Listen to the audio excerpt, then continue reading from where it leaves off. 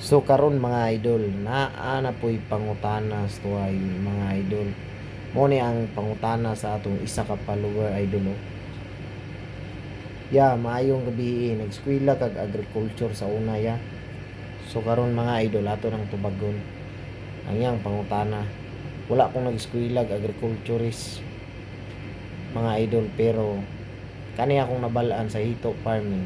Base lang ni sa akong experience mga idol, o base ni sa akong failure nga gihimo na akong inspiration hantod nga makat-on ko og unsay ning hito farming. So kamo nga mga nagsugod mga idol nga naghito farming, di kinahanglan nga mag-eskwela ta, magdepende na sa tua kung maningkamo ta o interesado kita sa atong paghito farming. Dili ta mo surrender kay para tanan mahibal-an na to o makat-on gid tag unsaon ang paghito farming. So ang susi tanan mga idol, never surrender.